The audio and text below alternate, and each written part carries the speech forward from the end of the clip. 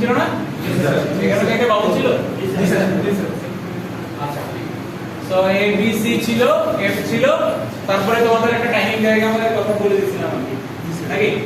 So ওই timing ডায়াগ্রামটা solve করার জন্য অবশ্যই তোমাকে ইকুয়েশনটা বের করতে হবে। ইকুয়েশনটা বের করে তারপরে তোমাকে টাইমিং ডায়াগ্রামটা আসলে সলভ করতে হবে। সো ইকুয়েশনটা যদি আমরা বের করি, পার্ট বাই পার্ট আমরা কিভাবে ইকুয়েশন বের করি বা কিভাবে সার্কিট ডায়াগ্রাম ড্র করি, এই জিনিসগুলো আমরা আসলে ল্যাব ক্লাসে খুব ভালোভাবে শিখছি। ঠিক আছে, এই লাস্ট চারটা সেকশনে যে ক্লাস নিছি আমরা আসলে এটার উপরেই সময় নিছি আর কি, এবং আমরা মোটামুটি ভালোভাবে শিখছি যে একটা সার্কিট ডায়াগ্রাম কিভাবে ড্র করতে হবে। আচ্ছা, এইটার থেকে যদি আমরা ভ্যালু বের করতে চাই তাহলে এখানে আসলে বেসিক্যালি হবে a বার ডট b বার, এখানে এটা হয়ে যাবে c বার।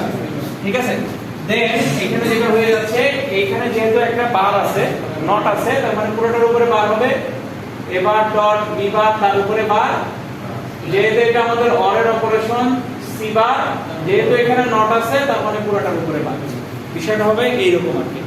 সো এইরকম প্রবলেম যদি থাকে তাহলে তুমি এখান থেকে সরাসরি আসলে টাইমিং ডায়াগ্রাম ড্র করতে পারো, কোনো সমস্যা নেই, সেম জিনিস। অথবা তুমি যদি মনে করো যে ডি মরগানস থিওরেম দিয়ে এটাকে আসলে সিম্পলিফাই করবা, তারপর তুমি বের করতে চাও, সেটাও তুমি করতে পারো, কোনো সমস্যা নেই, যে কোনো একটা আসলে করলেই হবে। কিন্তু এটার জন্য বেটার হচ্ছে কি তোমার একটা ট্রুথ টেবিল বের করে নাও, ফাইনাল ইকুয়েশন দেওয়া।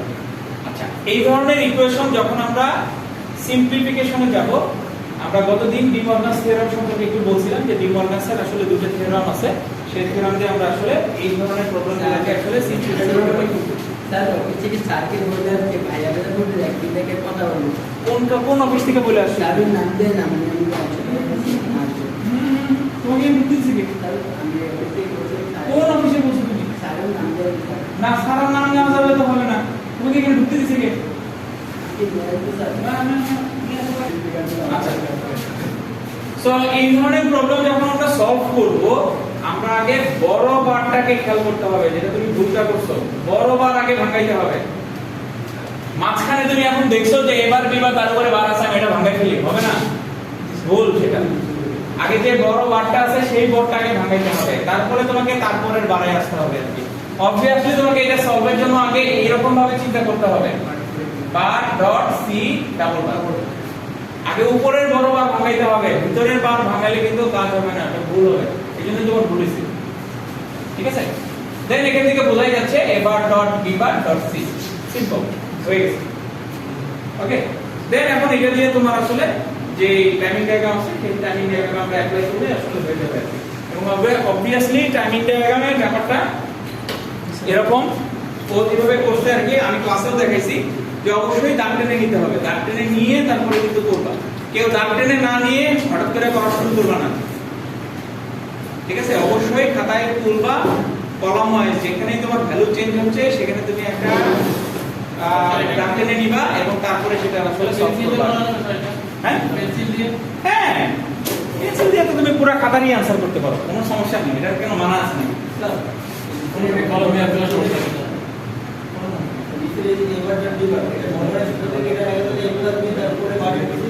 না, আমি তো ডাবল বার দিয়ে ক্যান্সেল করে দিয়েছি। না স্যার, এটা বলছি যে পরে এখানে শিখতে কথা বলছি, এবার যেমন ক্যান্সেল এরকম, হ্যাঁ লিখতে পারো, কোনো সমস্যা নাই, কেউ লিখতে পারো, বাট ওটা এক্সট্রা ওয়ার্ক হয়ে গেল আর কি, ওটা আপাতত দরকার নেই, তাহলে তুমি লিখতে পারো। ঠিক আছে, এরকম আমাদের একটা প্রবলেম ছিল, এই প্রবলেমটা আমরা আসলে দেখছিলাম আর কি, গত ক্লাসে আর কি দিছিলাম, ডাবল বার থাকে আমাদের কাটাকাটি যাবে আর কি। আচ্ছা, আজকে আমরা খুব কুইক করে যেটা দেখবো ফার্স্টে, সেটা হচ্ছে কি সুইচিং রিপ্রেজেন্টেশন, লজিক গেটগুলোকে কিভাবে আমরা সুইচ দিয়ে আসলে রিপ্রেজেন্ট করতে পারি আর কি। ইন্ডাস্ট্রি অ্যাপ্লিকেশনের ক্ষেত্রে এই লজিকগুলোকে আসলে সুইচ দিয়ে আসলে রিপ্রেজেন্ট করা হয় আর কি। আমরা যদি সামনে আমাদের পিএলসি শেখার আগ্রহ থাকে, পিএলসি যে কোডিংগুলো করি আমরা, সেই কোডিংগুলো আসলে এই সব সুইচিং সার্কিট দিয়ে আসলে আমরা করে থাকি। সো আমরা প্রথমে আসলে এন্ড গেট দিয়ে দেখব। আচ্ছা, এন্ড এর অপারেশনে আমরা জানি এন্ড মানে হচ্ছে ক্যারেক্টারিস্টিক্স অনুযায়ী যদি চিন্তা করি, সবগুলা ইনপুট হাই হলে আউটপুট হাই হবে। ঠিক আছে, এখন আমি যদি একটা টু ইনপুট এন্ড গেটের কথা চিন্তা করি, তাহলে একটা টু ইনপুট এন্ড গেট হয় এইরকম কিছু, এ বি দিলে আমি এখানে পাই এ ডট বি। এখন এটাকে যদি আমি অ্যাজ এ সুইচ দিয়ে আসলে রিপ্রেজেন্ট করতে চাই বা এই লজিকটাকে, তাহলে কিভাবে করে থাকি? মনে করো ইনপুট হিসেবে আমরা দুটো সুইচ নিয়ে নিলাম, এই একটা সুইচ, এই একটা সুইচ এ এবং বি, দুইটা সুইচ আমরা নিলাম এজ এ ইনপুট হিসেবে। এখন এই সুইচ দুটাকে কিভাবে কানেক্ট করলে আমরা এই সুইচের এগেইনস্টে কোনো একটা ভ্যালু দিলে সেটা আমার আউটপুটে যাবে, বা আউটপুটে যদি কোনো লোড কানেক্ট করা থাকে সেই লোডটা রান করবে কিভাবে? যদি আমরা দুটাকে সিরিজে কানেক্ট করি। কেন সিরিজে কানেক্ট করতেছি? কারণ একমাত্র দুইটা ইনপুটই যদি হাই হয় তাহলে হাই হবে, এটাই হচ্ছে এন্ড গেটের লজিক। তাই এই কারণে এটাকে আমাদের আসলে পাশে এখানে নিয়ে এইভাবে কানেক্ট করতে হবে আর কি। সো এদিকে যদি আমার কোনো একটা সাপ্লাই থাকে, এদিকে যদি কোনো একটা লোড থাকে, তাহলে লোড দিয়ে আমরা জিনিসটাকে এইভাবে রান করতে পারবো। তার মানে দুইটা সুইচ যদি এখন ক্লোজ হয় শুধুমাত্র তখনই আমরা লোড রান করবে, আদারওয়াইজ লোড রান হবে না। তার মানে এন্ড অপারেশন যদি সুইচিং সার্কিট দিয়ে আমরা রিপ্রেজেন্ট করি সেটাকে আমাকে সিরিজে কানেক্ট করতে হবে। স্যার টপিকটা নাম কি? হ্যাঁ, টপিকটার নাম সুইচিং রিপ্রেজেন্টেশন। Switching representation. এই ফরিদ, এখানে কি সাথে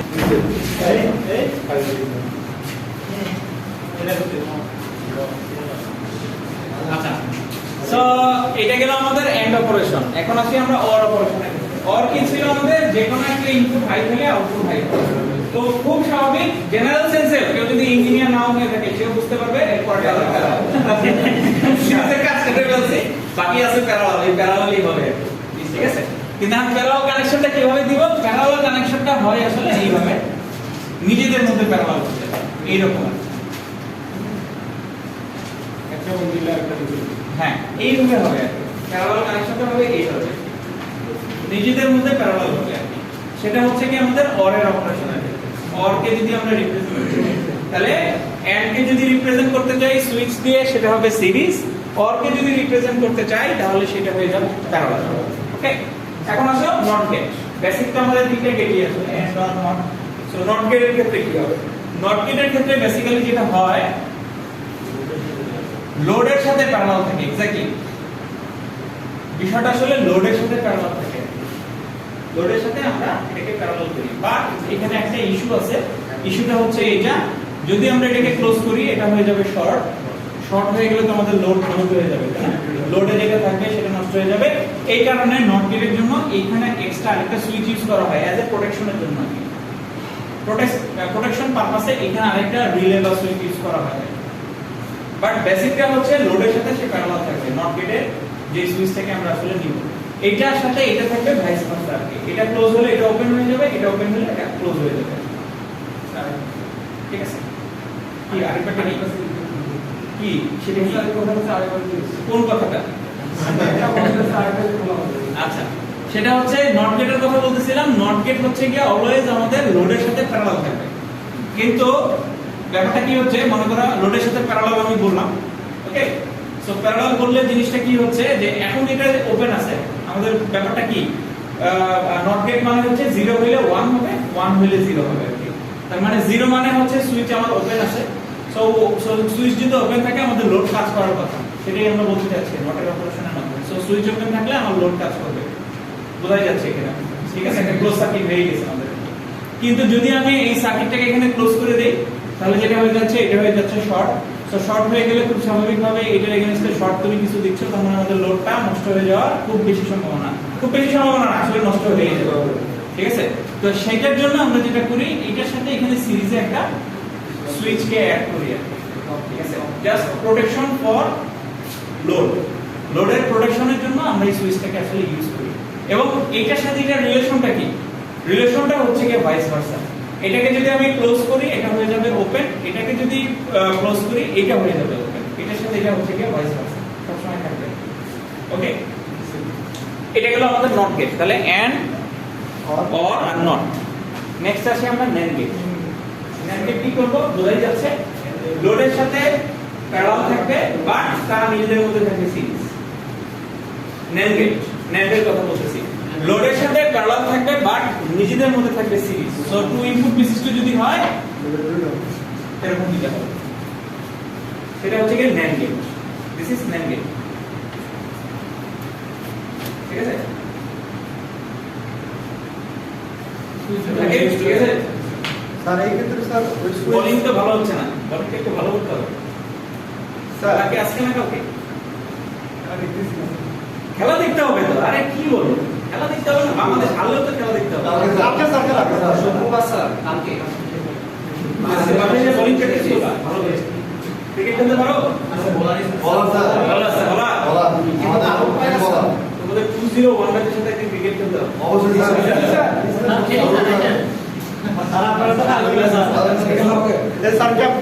আমরা কিন্তু আমরা টিচাররা কিন্তু ভালো খেলি। আমাদের ভালো ব্যাটসম্যান চলে গেছে মিজান। মিজান ভালো খেলতো না, সেটা তো আসলেই আর সবচেয়ে ভালো খেলা হচ্ছে শিমু।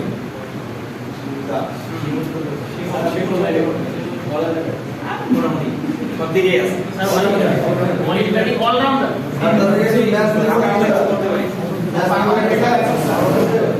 একটা ম্যাচ খেলতে হবে না, রাখি ম্যানেজার থাকে রাখি,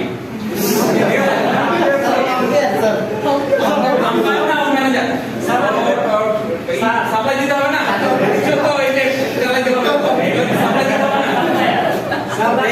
ম্যানেজার লাগবে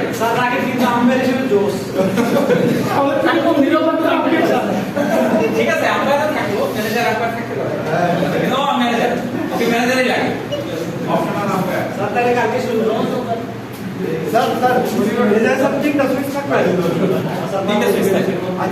এটা প্রোটেকশন সুইচ, এটা যদি তুমি উল্লেখ নাও করো, বাট বাই ডিফল্ট তোমাকে ধরে নিতে হবে NAND অথবা NOR অথবা নটের জন্য ওখানে একটা সুইচ আছে।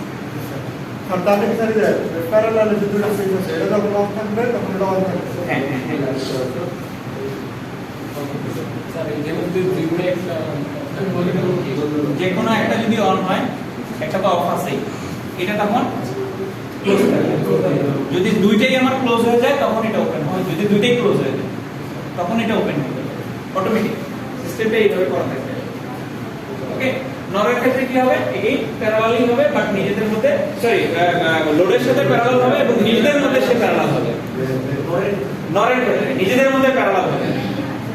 ওকে, বুঝতে পারলাম? নরের ক্ষেত্রে কি হবে, নিজেদের মধ্যে এরকম প্যারালাল হবে। ওকে, এখন পরীক্ষায় তোমাকে বেসিক্যালি এই পাঁচটাই আমাদের আসলে গেটের রিপ্রেজেন্টেশন, এই গেটের রিপ্রেজেন্টেশন দিয়ে বাকিগুলো আমরা আসলে ডেভেলপ করতে পারি আর কি। এই কনসেপ্ট এই পাঁচটা দিয়ে আর কি ডেভেলপ করা আর কি আমাদের।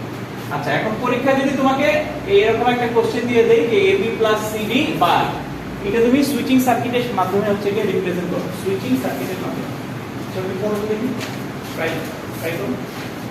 AB প্লাস CD তার উপরে বা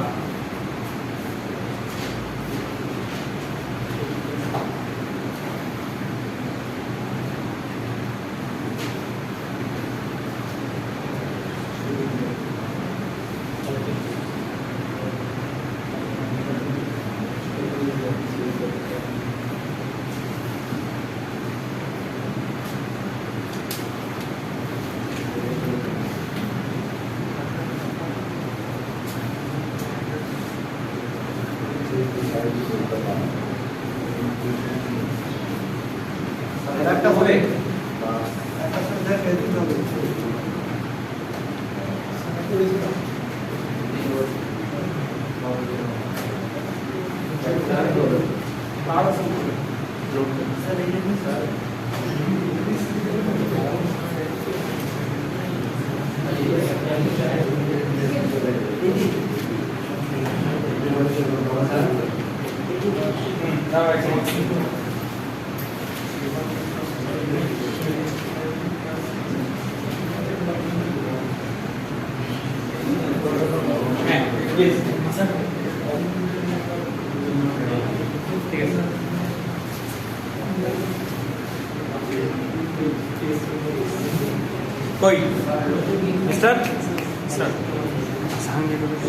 ভিডিও করতে করতে তুমি তো ক্লাসের মাঝখানে মনোযোগ থাকে না। হ্যাঁ,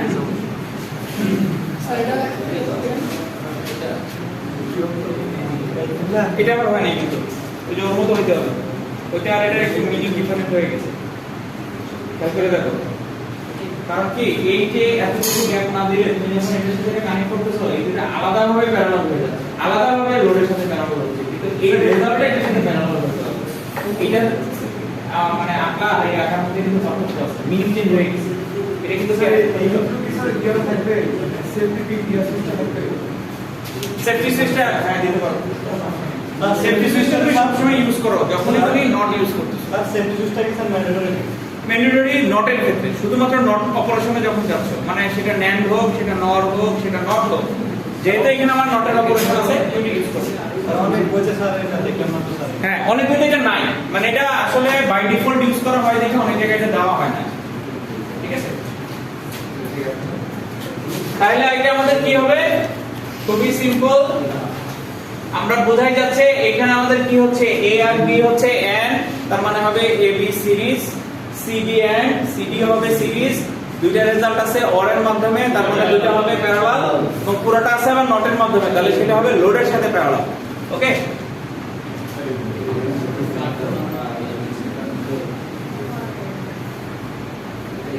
এরকম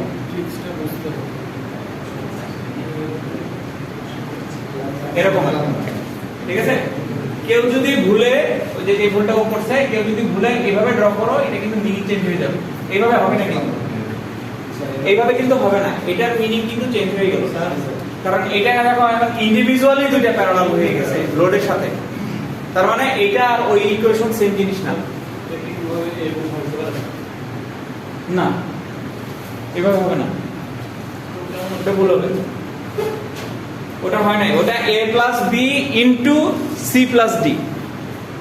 সেম ইকুয়েশনটা যদি আমি এভাবে লিখি a plus b into c plus d series, মানে এখানে হবে সরি এটা হচ্ছে কি প্যারালাল আছে, তো এই দুইটার রেজাল্ট এটার সাথে এটা হবে প্যারালাল। হ্যাঁ হ্যাঁ পরে তারপরে আবার প্যারালাল, হ্যাঁ বিষয়টা হবে এরকম। তখন ফার্স্টে এই যে এরকম আসবে, আবার এরকম আসবে, তারপরে ঠিক আছে, যদি এরকম কোন एग्जांपल পাই। ওকে, এখন উল্টা জিনিসটা আমি তোমাকে পরীক্ষা দিতে পারি, আমি তোমাকে হয়তো এরকম একটা সার্কিট দিয়ে বললাম যে এরকম এটার এক্সপ্রেশন কি হবে, হয়তো বা সেটা তোমাকে বের করতে হবে। না ঝামেলা কেন হবে? স্যার এটা যদি দেওয়া থাকে এটা বের করতে পারবো না? ওটা লিখে দিলেই হয়ে যাবে স্যার। হ্যাঁ অপারেশন ওয়াইজ তো এখন ইউজ করতে হবে স্যার।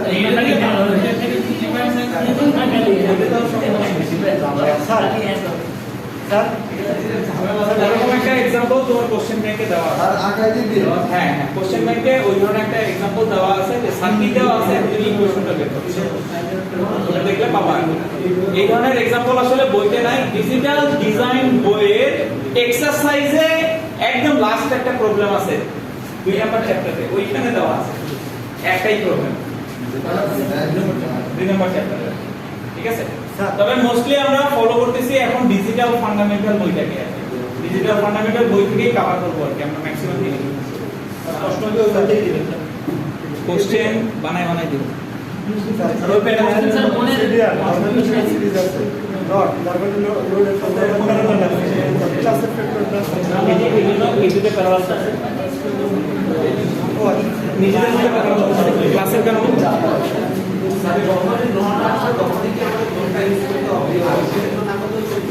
এটা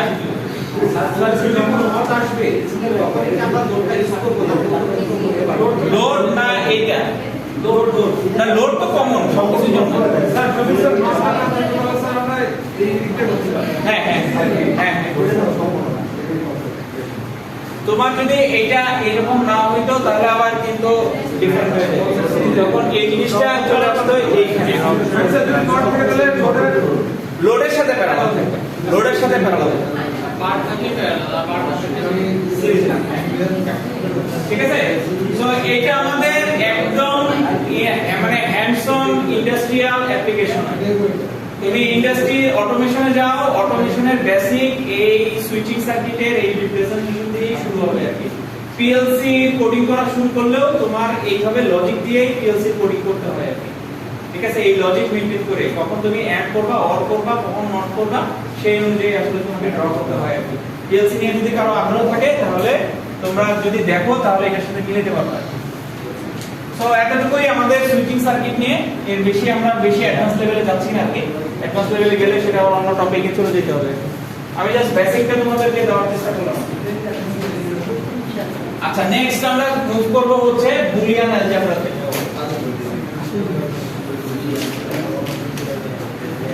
বুলিয়ান অ্যালজেব্রা।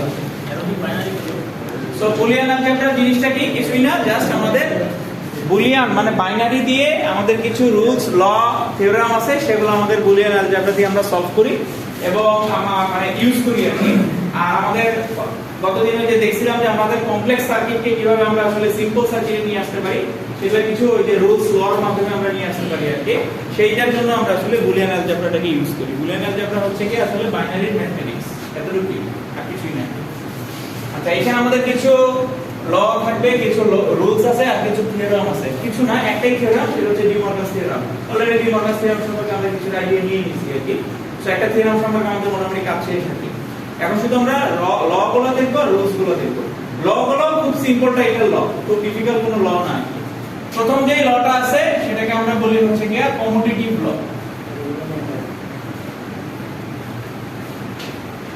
পরীক্ষায় জীবনেও আসবে না কিন্তু এগুলো, ঠিক আছে?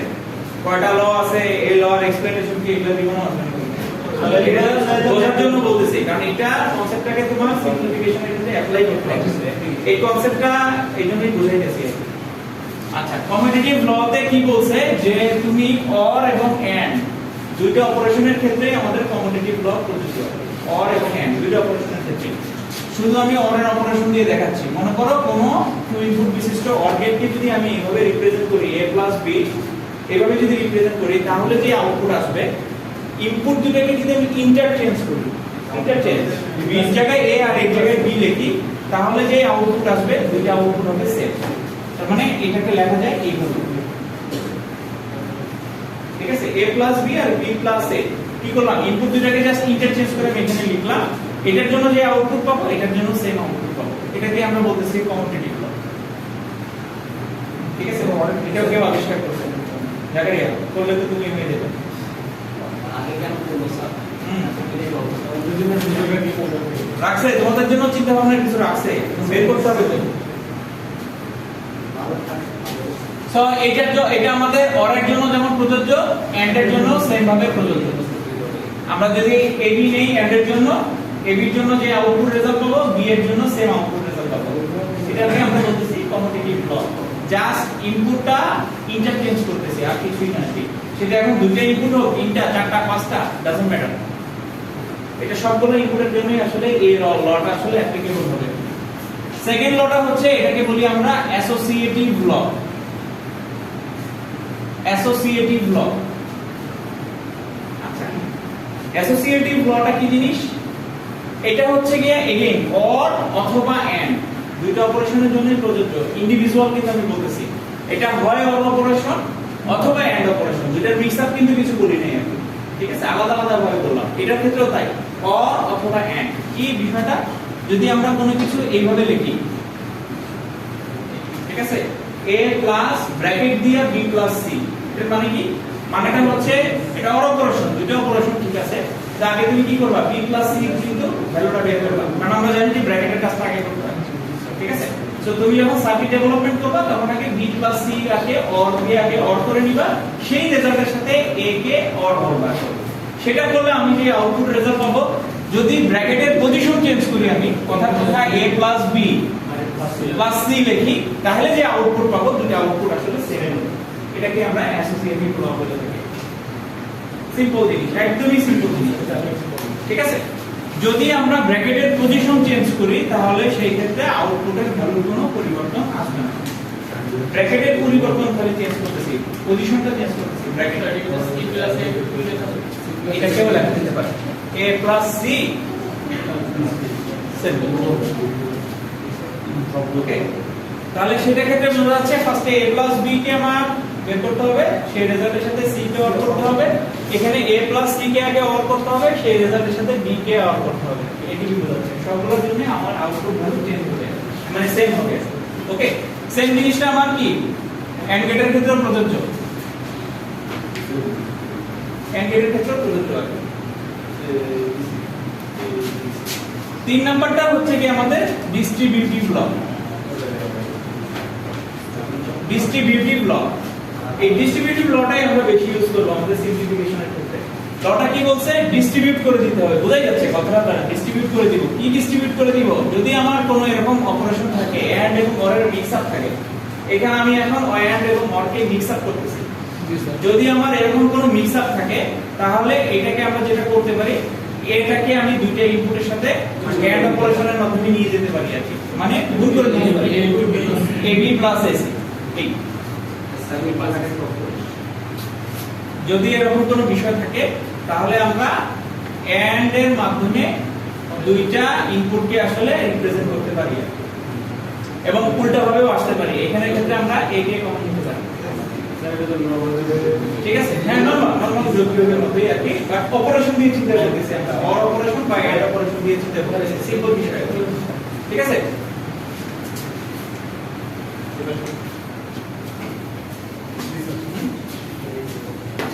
সো এই হচ্ছে কি আমাদের তিনটা ল, ডিফিকাল্ট কোনো ল না, সোজা ল আছে। এখন আমরা মুভ করব হচ্ছে রুলসে। আমাদের 12টা রুলস আছে, 12টা টোটাল। সেই 12টা রুলস তোমাদের কিন্তু মনে রাখতে হবে পরীক্ষায় আর কি, ঠিক আছে? এই লগুলো মনে রাখতে হবে, বাট এগুলো পরীক্ষায় কখনো আসবে না। আমি কখনোই বলবো না define commutative law, associative law and distributive law, or what is হ্যান ডি মর্গানস ল কি? ডি মর্গানস ল আসতে পারে, এটা অনেক সময় দেই, বাট সেট এর জন্য না, এটা সেট বি এর জন্য প্রযোজ্য। সেট বি তে তো অবশ্যই একটু গুগলি বল থাকতে না, ওটা তো স্যার গুগলি দিতে হবে আর কি। সেট বি তে তো মাথা খারাপ করে কোশ্চেন তো দিতে হয়, যেটা কেউ চিন্তাও করে নাই যে এখান থেকে কোশ্চেন আসতে পারে। সেট বি কোশ্চেন অনেক দিকে যাওয়া। আচ্ছা, কি আর কি কি বিষয়? ডি মর্গানস এর এক্সপ্রেশন দেবে। হ্যাঁ, ওটা আসবো আমরা, আসবো। এটা এন্ড অর অর এর জন্য প্রযোজ্য, ইন্ডিভিজুয়ালি মিক্স আপ না, শুধুমাত্র এন্ড আর অর এর জন্য প্রযোজ্য, অন্য কোনো কিছুর জন্য না, ঠিক আছে? আচ্ছা, লর একটা রুলস আছে আমাদের টোটাল 12টা। এই 12টা রুলস আমাদের মনে রাখতে হবে আর কি, কিন্তু এই রুলস কখনো পরীক্ষা লিখতে দিব না, কিন্তু সিম্পলিফিকেশনের ক্ষেত্রে সাইড নোট হিসেবে ইউজ করতে হবে আর কি, ঠিক আছে? সিম্পলিফিকেশনের সাইড নোটে কোনো কারণে তুমি যদি সাইড নোট না লেখো, তাহলে কি হবে? কি হবে? বুঝে গেছে, 0 মার্কস। কোনো পার্শিয়াল মার্কিং হবে না, স্যার এত কঠিন সাইড নোট যদি না দেওয়া হয়।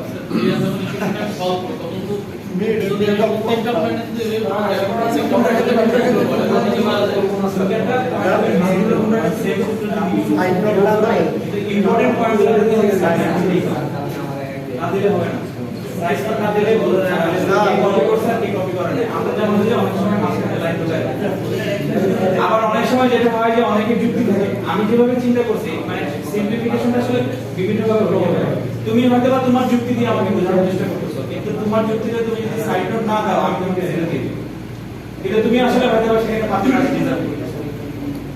সেজন্য সাইড নোটটা ইম্পর্টেন্ট অনেক সময় আছে, বাট অনেকগুলা কমন আসলে তুমি হয়তো বা একটা লিখলা, এরকম যে না যে একদম প্রত্যেক লাইনে তোমাকে একদম পুরোটা লিখতে হবে আর কি বিষয়, ঠিক আছে? আচ্ছা, রুলস প্রথমটা হচ্ছে a + 1, a + 1 সব সময় a হবে। রুল নাম্বার 2, a + 0, a + 0 সব সময় 1 হবে। রুল নাম্বার 3, a.1, a.1 সব সময় a হবে। রুল নাম্বার 4, a.0, a.0 সব সময় 0 হবে। এটা বুঝে গেছি তোমরা, আমি তো ভুলে গেলাম। এইভাবে তো স্যার আমাকে এটা বোঝা না স্যার।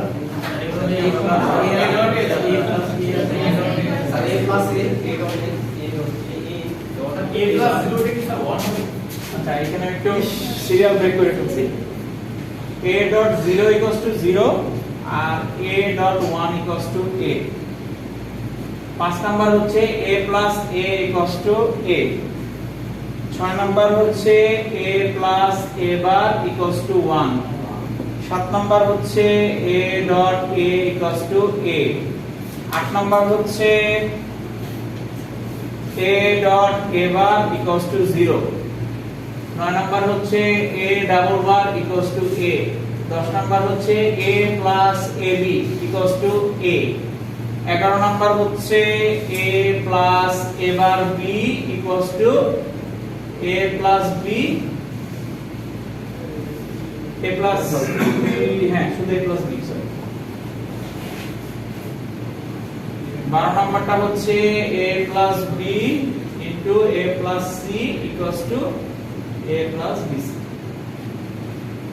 এই টোটাল 12টা রুলস ডিজিটাল ফান্ডামেন্টাল বইতে আছে, আমার লেকচার নোটেও আছে, সব জায়গায় খুঁজে পাবা এই রুলসগুলো।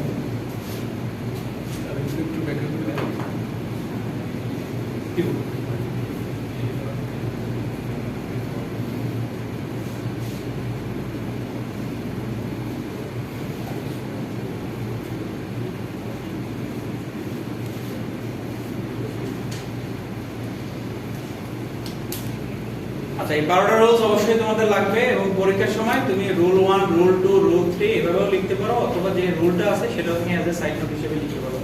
ঠিক আছে, আমরা সিম্পলিফিকেশনে এখনই যাব, কিভাবে দেখা মানে আমরা উল্লেখ করব জিনিসটা আমি এখনই দেখাবো। জাস্ট একটু প্রথম থেকে আমি ব্যাখ্যাটা একটু দিয়ে আসি যে কিভাবে লিখছি।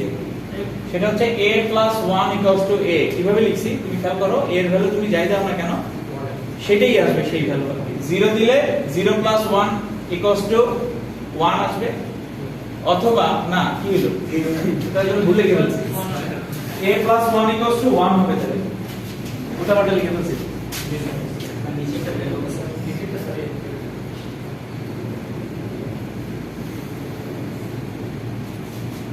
এরকম উল্টা পাল্টা লিখে ফেলছি।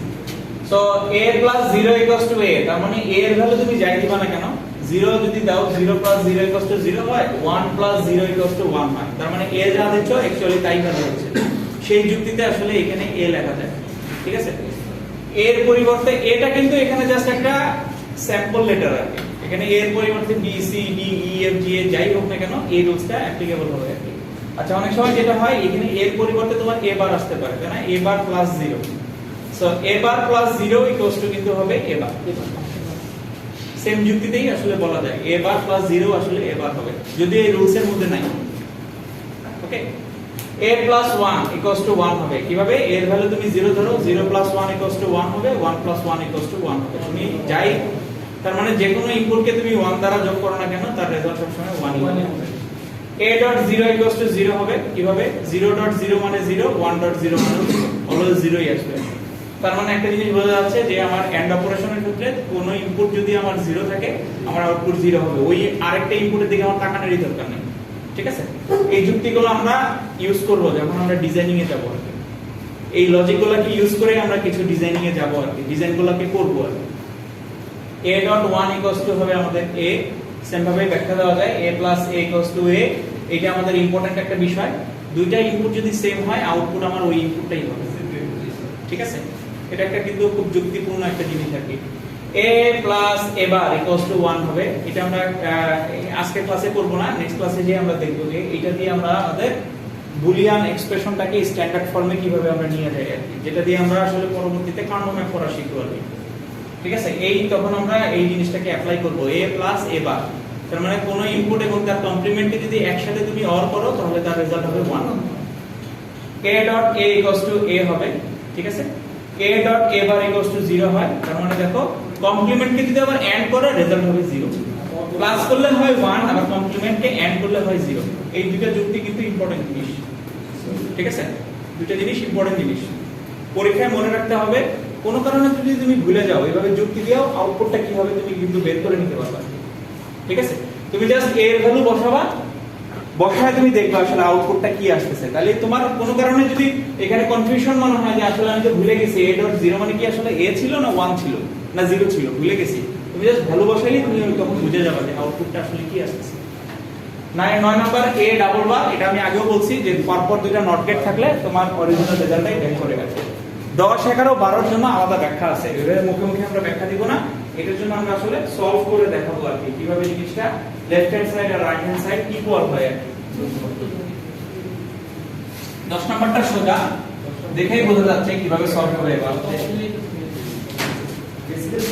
সো লেফট হ্যান্ড সাইড আমরা নিলাম a + ab। এখানে আমরা ফার্স্টে কি করব, কমন নিব, তাই না? সো এখানেই তোমাকে এখন শুরু করতে হবে সাইড নোট। তার মানে এখানে কি করছি কমন নাও মানে ডিস্ট্রিবিউটিভ ল ইউজ করছি এই জিনিসটা এখানে অ্যাপ্লাই করতেছে যে তুমি সেটা এখানে উল্লেখ করতে হবে সাইড নোটে এইরকম লিখবো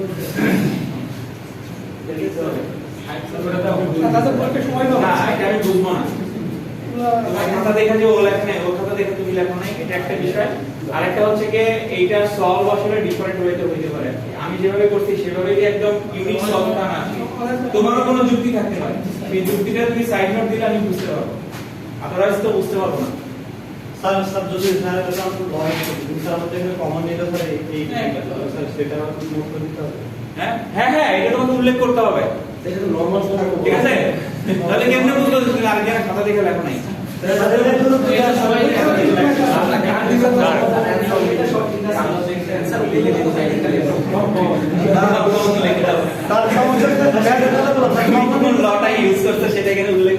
স্যার এটা উল্লেখ করলে কি হবে বুঝবেন যে ও দেখে লেখা নাই দেখে লেখলে তো আমি এই লেখাটাও দেখে লিখবো না দেখে লেখার সময় পাবো না যে ছেলেটা দেখে লিখবে সে চিন্তা করবে পুরো সাইড নোট দেখা দরকার আছে মূল লেখাটা আগে লিখে নি এটাই তখন নরমাল টেন্ডেন্সি স্যার বললেন তাহলে স্যার ট্রিক্স পাস হয়ে গেল তখন ট্রিক্স পাস হইলেও তুমি ওই কাজটাই করবা মানুষের নরমাল ফ্যামিলি নাই তাই মমি তোমার কথা না কইলাম আচ্ছা এ তারপরে এখানে কি হবে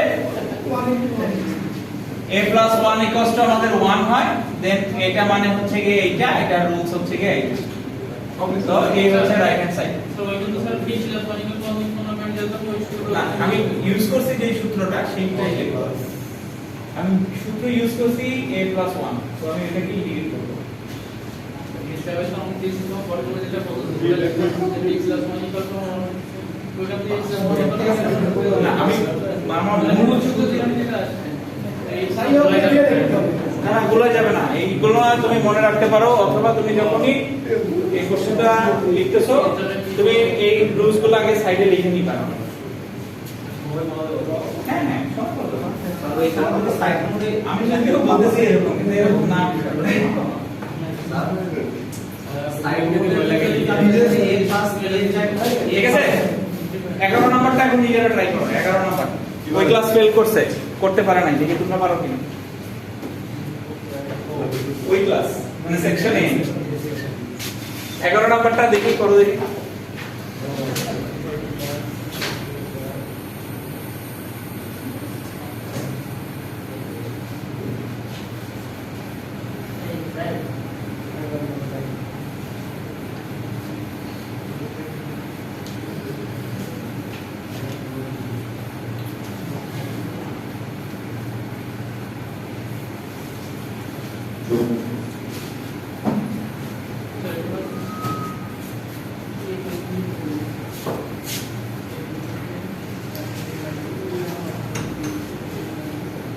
কি নাম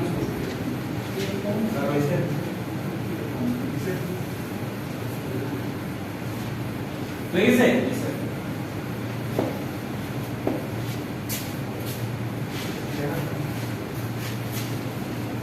খুব একটা ডিফিকাল্ট না তুমি ডিফিকাল্ট ওয়েতে চিন্তা করবা না একটু সহজ ওয়েতে চিন্তা করার চেষ্টা করবা আসলে এখানে যেমন রাইট হ্যান্ড সাইডের ভ্যালুটা দেওয়া আছে a + b তুমি বুঝতে পারতেছো এক্সপেক্টেড রেজাল্ট কি হবে কিন্তু যখন তোমাকে কোনো সিম্পলিফিকেশন প্রবলেম দিব এটা কিন্তু রাইট হ্যান্ড সাইড রেজাল্ট দেওয়া থাকবে না সো তোমার এক্সপেক্টেড রেজাল্টটা কি আসতে পারে তুমি যদি সঠিক নিয়মে না আগাও তাহলে রেজাল্ট ভুল হওয়ার চান্সই বেশি ঠিক আছে এটা হচ্ছে গিয়ে বুলিয়ান অ্যালজেব্রার মাধ্যমে সিম্পলিফিকেশনের একটা ডিসঅ্যাডভান্টেজ এই ডিসঅ্যাডভান্টেজটা রিমুভ করার জন্য আমরা কার্নোম্যাপে মুভ করব পরে আচ্ছা এনিওয়ে আগে আমরা এটা সলভ করি এখানে আসলে দেখো কোনোভাবেই জিনিসটাকে তুমি আসলে মুভ করতে পারতেছো না কোনো কিছু দিয়েই আর কি ঠিক আছে তোমাকে বানাইতে হবে কি a + b তার মানে তোমাকে সামহাও এখান থেকে a বারটাকে রিমুভ করতে হবে আর কি তো a বারটাকে যদি রিমুভ করতে হয় তাহলে এটা কমন নাও ছাড়া অথবা a বার দিয়ে যে রুলস গুলো আছে সেই রুলস গুলো ছাড়া কিন্তু এটা আসলে করা পসিবল হবে না ঠিক আছে প্রথমে একটা জিনিস কিনা চিন্তা করলো যে হ্যাঁ এটাকে a কে a + a করা যেতে পারে কিন্তু তাতে আসলে আমাদের কোনো উপকার হয় না ঠিক আছে চিন্তা ঠিক আছে রিফাত একটা চিন্তা করলো যে ওকে a মানে হচ্ছে কি জানো লিখলো তুমি a into a মানে a কিন্তু তাতেও আসলে কোনো একটা সমাধান হচ্ছে নাকি কমন যাচ্ছে নাকি সো এখান থেকে আমরা এর আরেকটা রুলস আছে জাস্ট একটু আগে করে আসছি রুল নাম্বার 10 যেটা আর কি সেটাকে যদি লিখি তাহলে আমাদের একটা সমাধান চলে আসে। এটা লিখলেই আসলে সমাধান চলে আসে। ঠিক আছে, অবশ্যই সাইড নোট এখানে লিখতে হবে a plus ab equals to a। তাহলে এখানে কি হয়ে যাচ্ছে, আমরা এখান থেকে b কমন নিতে পারি, a plus a bar. So এটা হচ্ছে কি আমাদের ডিস্ট্রিবিউটিভ ল। আর তারপরে হচ্ছে b আমরা একবারে লিখতে পারি এখানে দুইটা, একটা হচ্ছে কি a dot a bar equals to 1, আর একটা রুল অ্যাপ্লাই করছি হচ্ছে a dot 1 equals to a। দুইটা রুলকে অ্যাপ্লাই করে আমরা a প্লাস b লিখতে পারি। ঠিক আছে, তো মাঝখানে স্যার ডিস্ট্রিবিউটিভ ল না লিখে যদি আমি পুরো ইকুয়েশনটা বের করি, কোন পুরো ইকুয়েশন? মানে ডিস্ট্রিবিউটিভ যে সেকেন্ড ম্যাথ থেকে বাদ এটার জন্য আর কি এই ইকুয়েশনটা না, ওখানে ডিস্ট্রিবিউটিভ লয় লিখতে হবে। স্যার ল নাম লিখে দাও স্যার। আপনি যখন পার্টিকুলার এক্সেন ডট ডট দিয়ে লিখলে হবে। স্যার রুল তো ঠিক লিখতেছি স্যার। ঠিক আছে স্যার রুলটা তো স্যার উল্লেখ করে দিলে হয় স্যার, এটা একটু কনসিডার করুন। লয়ের নাম লিখতেই হবে। আর ওগুলো লিখবো আচ্ছা, সো আমাদের রাইট হ্যান্ড সাইড হয়ে গেল। অনেক সময় সেম কোশ্চেনটা তোমাকে ট্রুথ টেবিল দিয়ে প্রুফ করতে বলে। ঠিক আছে, with the help of truth table proof that a plus a bar b equals to a plus b, মানে ট্রুথ টেবিলের মাধ্যমে প্রুফ করতে হবে। তখন তোমাকে কি a plus a bar b এর জন্য একটা ট্রুথ টেবিল তৈরি করতে হবে, আর a plus b এর জন্য একটা ট্রুথ টেবিল তৈরি করতে হবে। অবভিয়াসলি দেখবা যে ওই দুইটার আউটপুট সেম হয়, তাহলে তোমার প্রুফ হয়ে গেল। ঠিক আছে, আর যদি সার্কিট ডায়াগ্রাম আঁকতে বলি তাহলে তো সার্কিট ডায়াগ্রাম আঁকাটা খুব একটা ডিফিকাল্ট কিছু না। সো 12 নাম্বারটাও আমরা আসলে সেম ভাবেই সলভ করতে পারি, সেটা আমি আপাতত সলভ করে দিচ্ছি না। জাস্ট এটাকে তুমি যদি এখন গুণ করে দাও, ডিস্ট্রিবিউটিভ ল এর আন্ডারে ফেলে দাও, তাহলেই তোমার আসলে সলভ হয়ে যাবে। ওই পরের ওয়েটা তুমি একা একাই বুঝে যাবে। ওকে, এগেইন বলতেছি 12টা রুলস তোমার লাগবে আর কি সিম্পলিফিকেশনের জন্য। এই রুলসগুলোকে অ্যাপ্লাই করে যে সিম্পলিফাই করব সেটা পরীক্ষায় আসার সম্ভাবনা 80%, 20% সম্ভাবনা মাঝে মধ্যে থাকে না। ঠিক আছে, বাট এটা দিয়ে তোমার সিম্পলিফিকেশন আসবে আর কি পরীক্ষায়। আচ্ছা, তারপরে আছে হচ্ছে কি আমাদের ডি মর্গানসের থিওরাম। ডি মর্গানসের থিওরাম আমরা অলরেডি আসলে দেখে আসছি, জানি, কিন্তু জাস্ট স্টেটমেন্টটা অনেক সময় আসে, যেহেতু স্টেটমেন্ট আমি বলে দিচ্ছি, স্টেটমেন্টটা একটু লিখে রাখতে হবে। বইতেও আছে, স্লাইডেও আছে, তারপরে একটু লিখে রাখতে হবে। সেটা হচ্ছে ডি মর্গানসের ফার্স্ট থিওরাম এর statement. De Morgan's first theorem statement. স্টেটমেন্টটা কি? The complement of a product. De Morgan's first theorem. The complement of a product of variables is equal. The complement of a product of variables is equal to the sum of the complements. Is equal to the sum of the complements of the variables.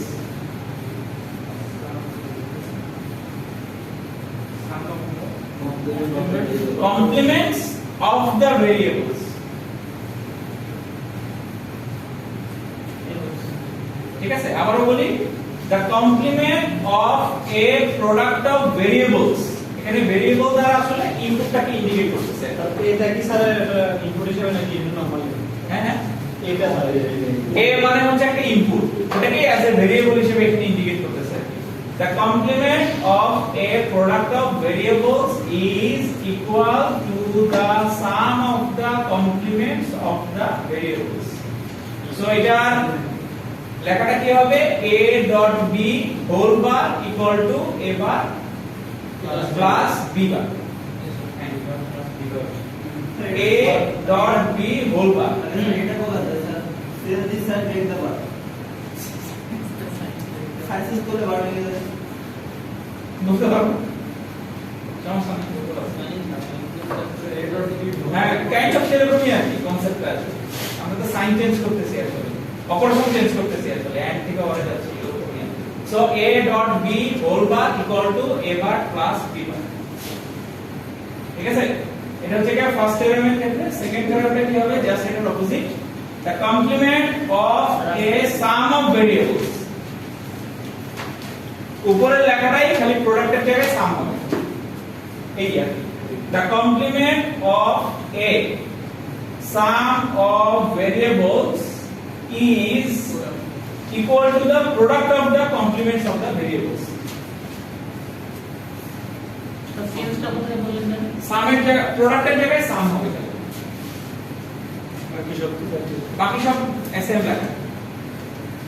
The complement of a sum of variables is equal to the product of the complements of the variables. এখানে এটা তো input না?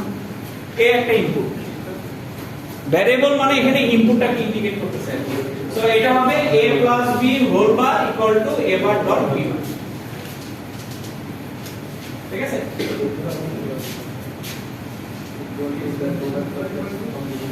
আচ্ছা, next উইকে তো অবশ্যই class test আছে মঙ্গলবারে। আজকে আমরা এই সিম্পলিফিকেশন পর্যন্ত পড়াচ্ছি। এই সিম্পলিফিকেশন পর্যন্ত আমি তোমাদের একটা অ্যাসাইনমেন্টও দিয়ে দিব। হ্যাঁ, সেই অ্যাসাইনমেন্টের টাইম বেশ সময় আমি দিয়ে দিব আর কি, হয়তো ঈদ বা ঈদের পরবর্তী সময় পর্যন্ত। ওই সময়ের মধ্যে তোমরা অ্যাসাইনমেন্টটা কমপ্লিট করে দিয়ে দিতে পারো। 5 মার্কসের যে অ্যাসাইনমেন্ট আর কি, চেষ্টা করব তোমাদের প্রেজেন্টেশনটাও এর মাধ্যমে নিয়ে নেওয়ার জন্য আর কি। তোমরা ওই ভিডিও করে ক্লাসরুমে জমা দিয়ে দিলে আর কি, জমা নেই। যদি কারো সমস্যা হয় যে স্যার আমার ভিডিও করতে সমস্যা হচ্ছে, তারপর আমি হয়তো বা ফিজিক্যালি আলাদা ভাবে নিয়ে নিলাম।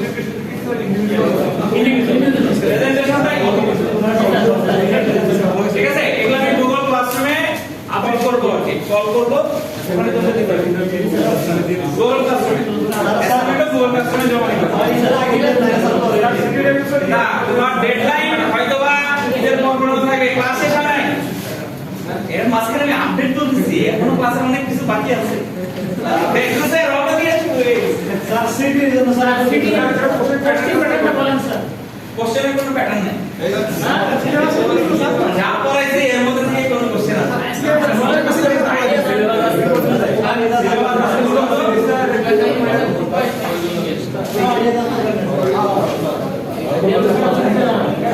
প্রেজেন্টেশনও সিঙ্গেল এই একটা করে দিবে। আমাদের যারা করতে চাই করবে। আচ্ছা, তো মনে করো পরীক্ষায় সিটির কোশ্চেন এরকম একটা কোশ্চেন আসছে, এইরকম মিডটার্মের সিলেবাস হয়ে গেছে।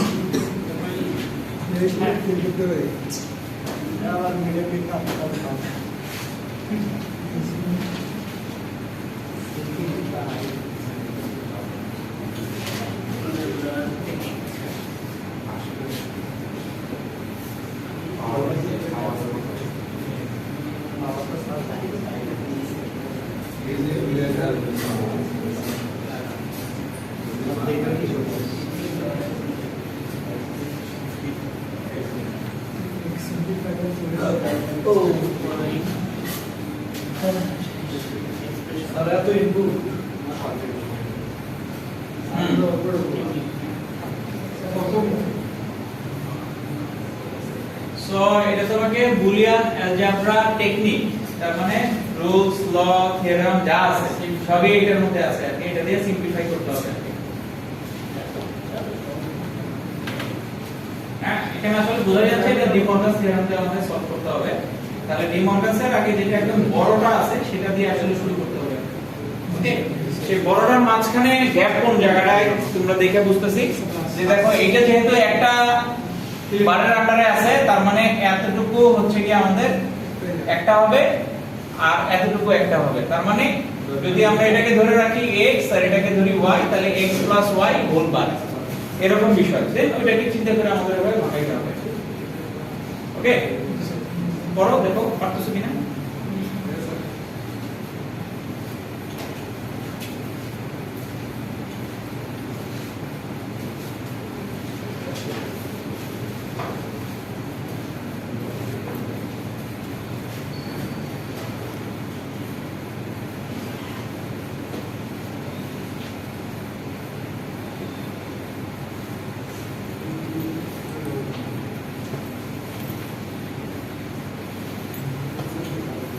আমার পড়া বুঝতেছি তো? হ্যাঁ, হচ্ছে না তো? আমি বুঝাইতে পারতেছি তো? তোমার পড়াটা তো তোমার কাছে।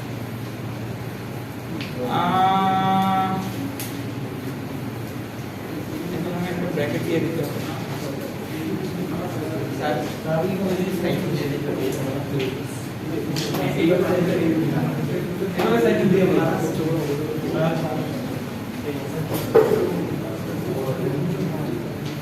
সত্য কথা বলতে তো কিছু মাসিয়া মাটি বলে বলে দিচ্ছি যাতে স্যার কি স্যার স্যার এগুলো আমার পড়া আমি কিছু মাটি বলতে রাখি যাতে রিল্যাক্স থাকি আগে থেকে একটু পড়া হয় বলতেছিলাম আপনি কি স্যার প্রফেশনাল জিনিসগুলো অনুযায়ী যেটা মনে আছে ওই ঠিক আছে পারছো সলিউশন তো করছে আনসার হয়েছে কি হয়েছে হয়েছে তোমার হাসি দেখে বোঝা যাচ্ছে হয়েছে হাসি থেকে বুঝে যাচ্ছে ভাই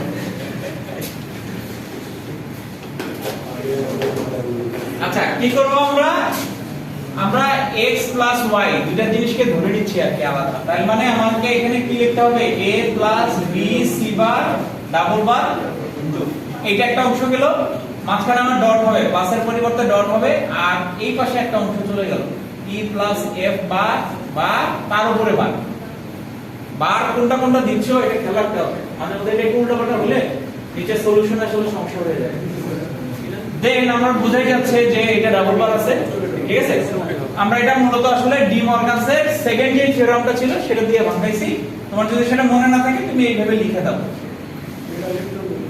এটার উপরে বেস করে তুমি আসলে এটাকে ভাঙাইছো ওকে শুধু ডি মর্গানস লাগাই গেলে হয় কোনো সমস্যা নেই। তাহলে এটা হচ্ছে বিসি বার এরকম এখানে কি হচ্ছে এখানে দেখা যাচ্ছে যে এই অংশটুকু একটা আবার এই অংশটুকু আরেকটা দুটো অংশ আছে এখানে হ্যাঁ বারের উপরে যেটাকে ভাঙানো যায় কিভাবে B bar plus E plus F bar double bar okay double bar যদি আমরা উঠাই দেই তাহলে রেজাল্ট আসে হচ্ছে কি এরকম তো এতটুকু হবে এটা খুব সিম্পল মাত্র 3-4 লাইনের আলোচনা স্যার আমার তো লাস্ট আরেকবার বাড়তি হচ্ছে বাড়তি করছে এটা সমস্যা স্যার বাড়তি করলে হবে না বাড়তি করার দরকার নেই তো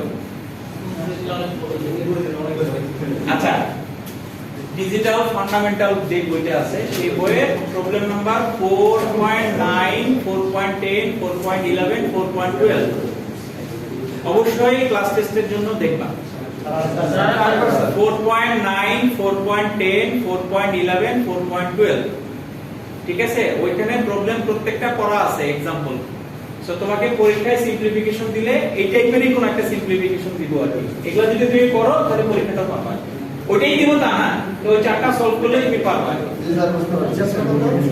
4.9 4.10 4.11 4.12 ডিজিটাল ফান্ডামেন্টাল ওয়ে হ্যাঁ 5 মার্ক থাকতে পারে যদি এর সাথে ট্রু লাগাই দেই আবার সার্কিট ডায়াগ্রাম ড্র করতে বলি তাহলে 5 মার্ক কি থাকবে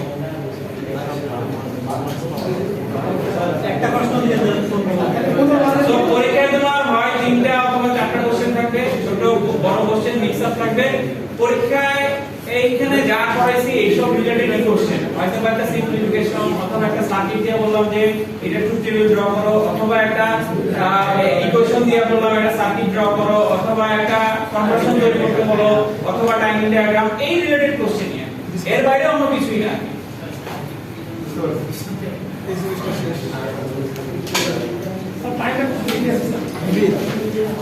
স্যার এখন তো ক্লাস টেস্ট নাকি এখন ক্লাস টেস্টটা